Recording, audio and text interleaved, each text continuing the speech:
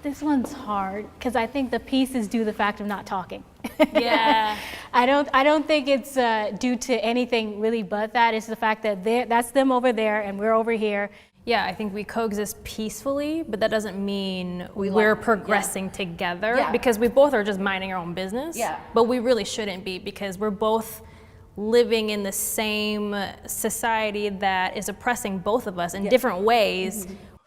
But we don't have the same socioeconomics. And this is where I start to agree with the Kyles, with the KKK Kyles and the KKK Crystals and the Saugers. See how she's saying, but we all are in this together.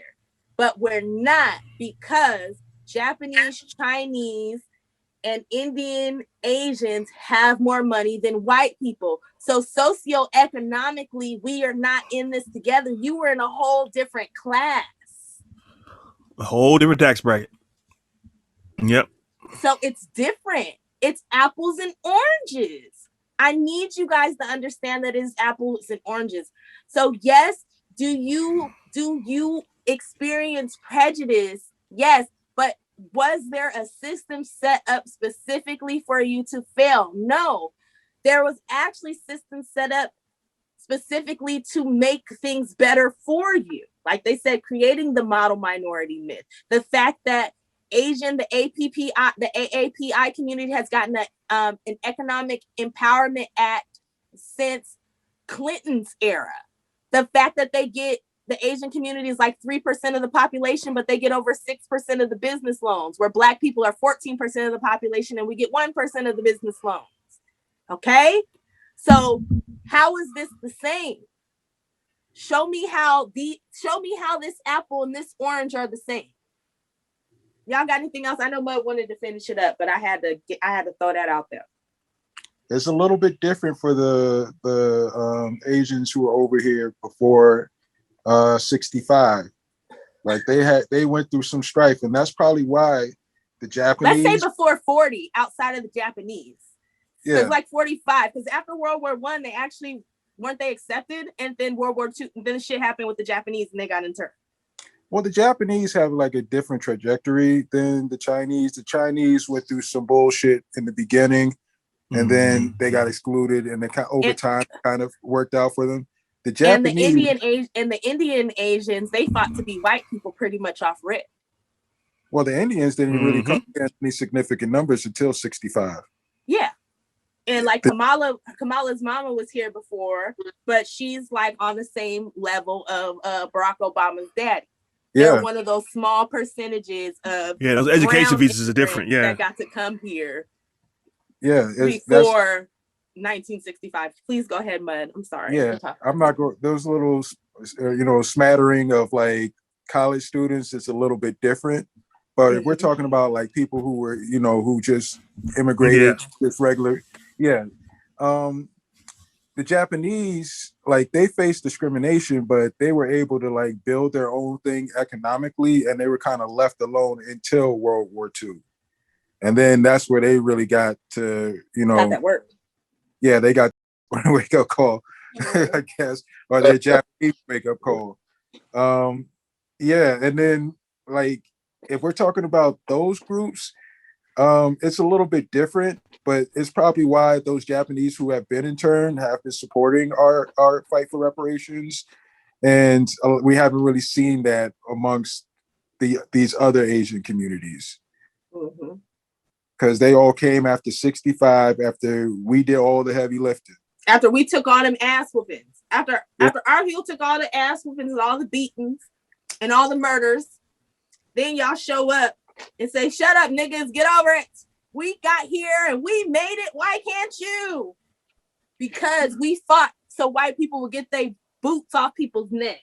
And y'all should be happy that white people didn't give you the white people treatment when you first got here. Because white people treatment, and I'm talking about old school white people treatment, when they used to run in and burn your whole town. Well, first they would run in and they would murder your daddy. Then they would run off your brothers and your sisters. Then they would take all the good shit out your house. Then they would burn it down. And then normally within a couple years, they would buy that property because it was abandoned, and they would buy it for the cost of the taxes. That's what white people used to do to black people in this country. Nader period. Right after slavery. Sorry, I know we said we were going to finish this. I'm sorry. Anything else? I'll press play. I'm sorry. But not, I mean, Go I ahead, just, John. with the, they're trying to do it. They're trying to say we all in this together. Like, and it's like, nah, we not all in this together.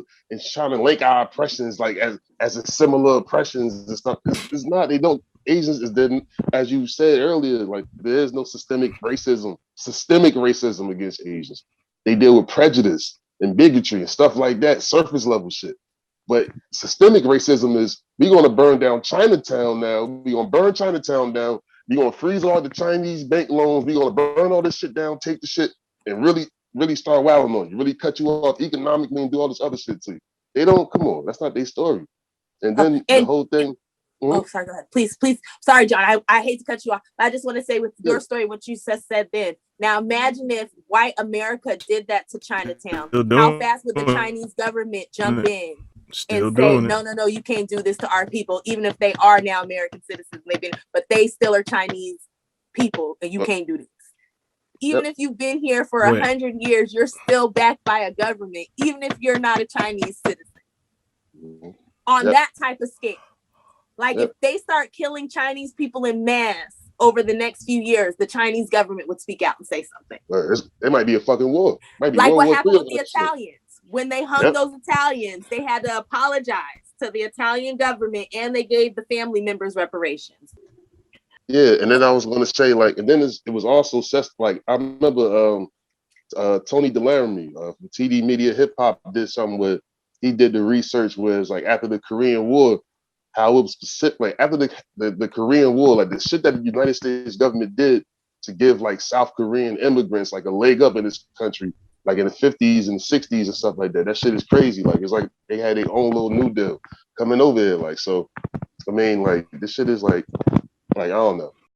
And that paper is called Migration and the Korean Diaspora, a comparative description of 5 cases by In Jin Yoon. The U.S. military involvement in Korea after World War II paved the way for the immigration of large numbers of Korean women and children to the United States during and after the Korean War. The U.S. provided military and economic aid to South Korea to prevent the spread of communism in Asia. After the Korean War, the U.S. provided greater economic aid to South Korea to strengthen its economic stability and thus help the country withstand communism.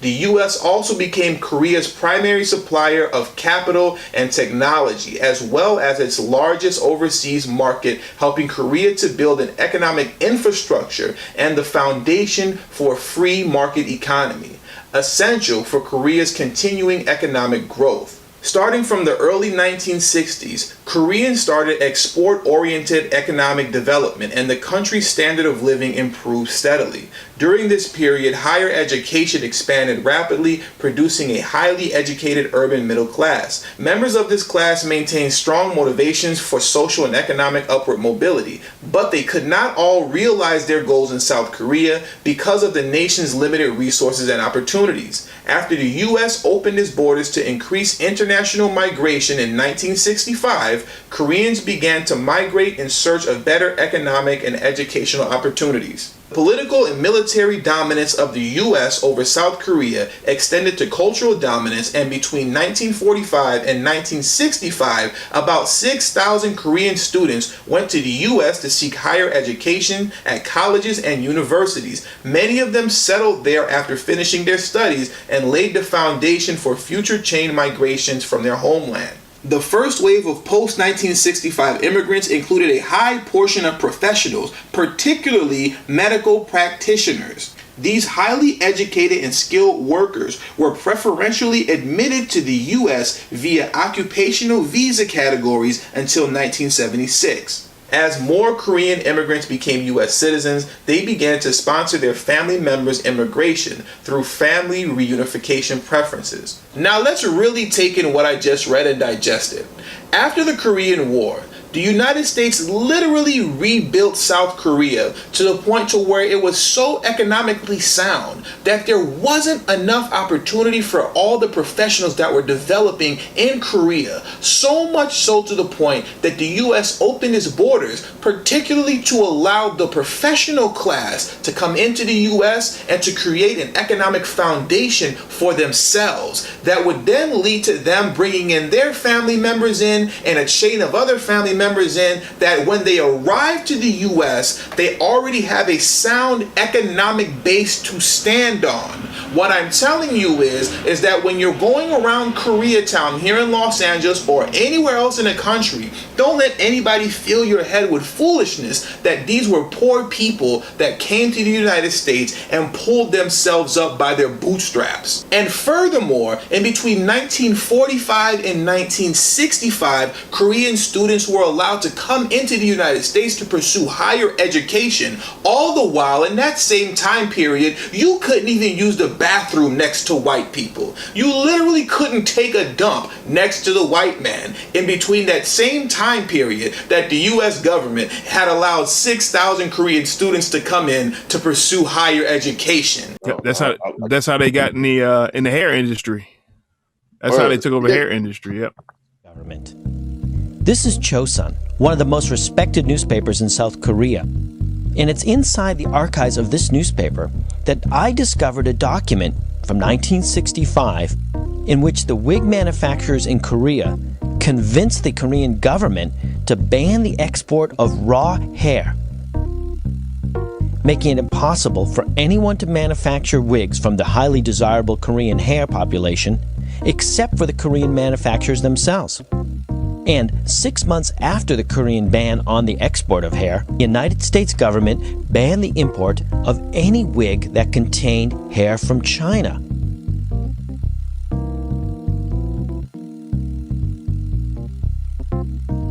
This ban on Chinese wigs virtually locked in the wig business for these South Korean merchants. So it seems that what we're seeing today, the Korean domination of the black hair industry, had its start with the help of both the Korean and the United States government almost 40 years ago. It's oppressing both of us in different ways. Why can't we open that door, have this conversation, and try and help each other as far as like helping each other's businesses, you know, working together? We never really see that, and I'm hoping for more of that, honestly. And this is why there should be follow-up questions and a moderator, because I want to hit her with the Robin DiAngelo. Well, how would Black people around you know that you would like to see Black and Asians come together in the community? And what work are you doing to bring Black and Asians together? Everyone just like assumes that we're natural allies based on some like imaginary shared experience. But if the experience was shared, we would already have those connections. Like the conversation, like it always seems to be talking around the point that we have never really been connected, and there's not really a serious effort to connect us.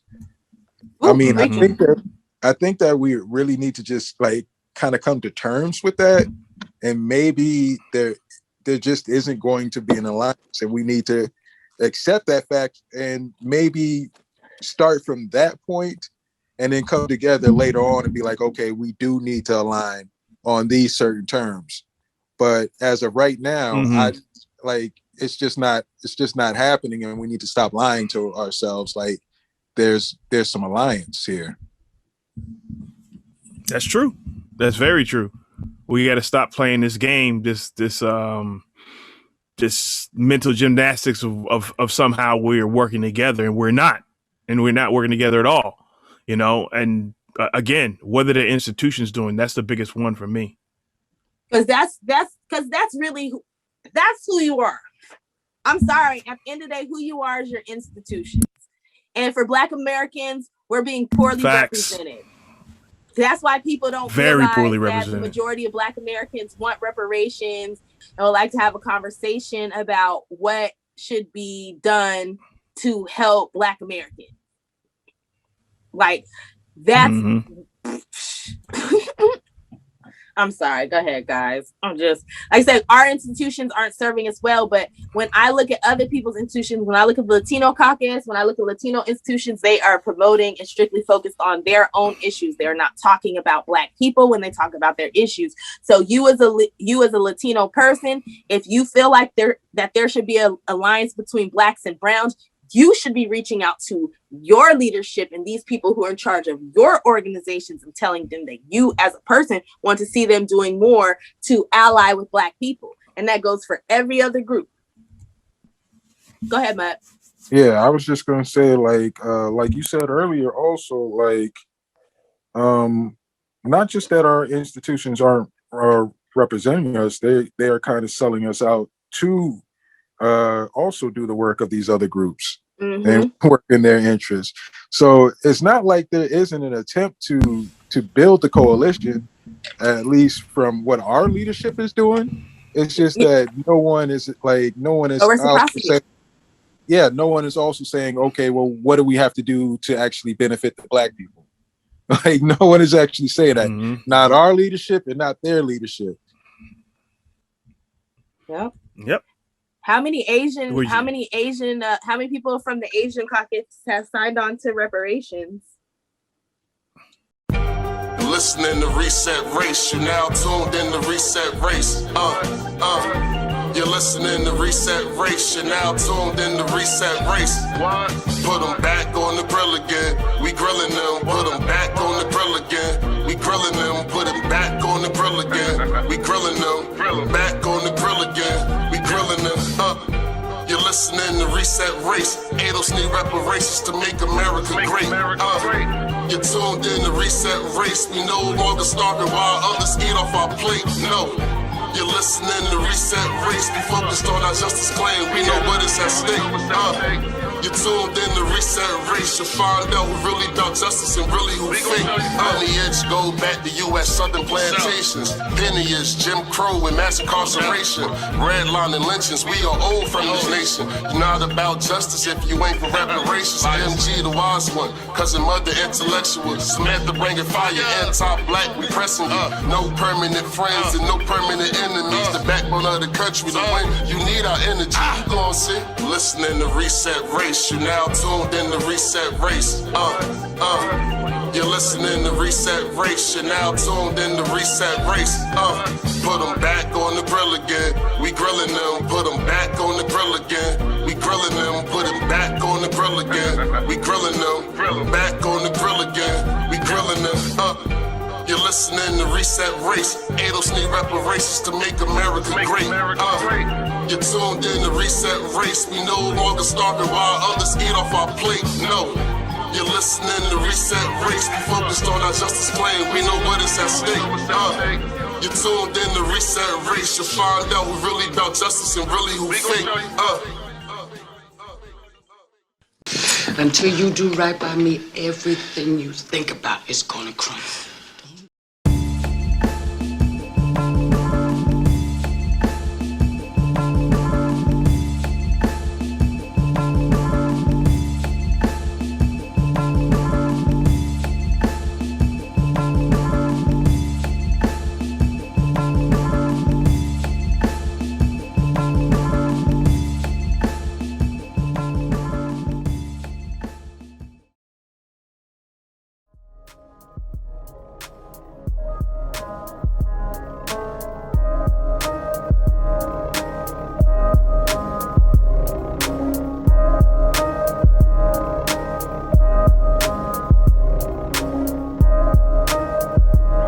At the very same time that America refused to give the Negro any land, through an act of Congress, our government was giving away millions of acres of land in the West and the Midwest, which meant that it was willing to undergird its white peasants from Europe with an economic floor. But not only did they give the land, they built land-grant colleges with government money to teach them how to farm.